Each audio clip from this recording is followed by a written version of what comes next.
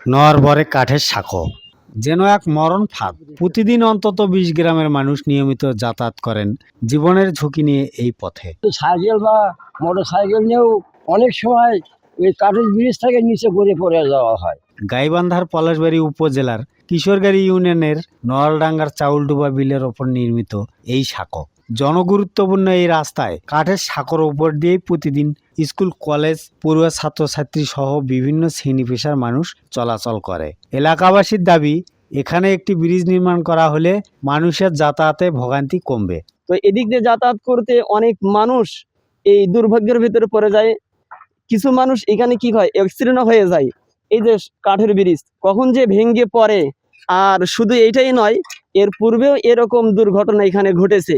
এলাকাবাসী জানান, প্রায় ১০ বছর পূর্বে এখানে একটি ব্রিজ নির্মাণ করা হলেও সময়ের ব্যবধানে ব্রিজটি ভেঙে গেলে চলাচলের জন্য এলাকাবাসীর উদ্যোগে একটি কাঠের সাঁকো নির্মাণ করা হয়, যা নরবরে ঝুঁকিপূর্ণ।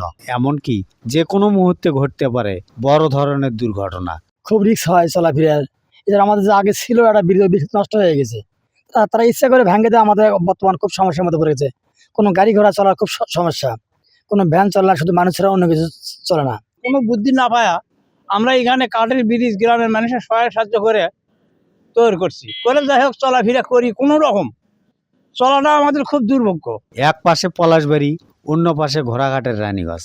বিকল্প কোনো রাস্তা না থাকায় এই সাঁকোর উপর দিয়েই দৈনন্দিন কৃষকরা তাদের উৎপাদিত কৃষি পণ্য বিক্রয়ের জন্য নিয়ে যায় হাট বাজারে।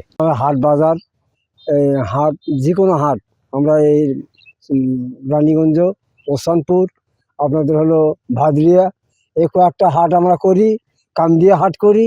এই হাটগুলো সম্পূর্ণগুলো আমাদের বন্ধ হয়ে গেছে।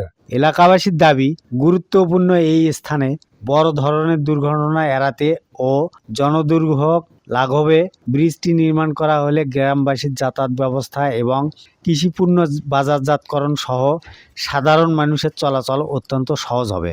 সরকারের কাছে বিশেষভাবে আকুলভাবে অনুরোধ করেছি, ওনারা যেন আমাদের এই ব্রিজটা অতি শীঘ্রই করে দেন।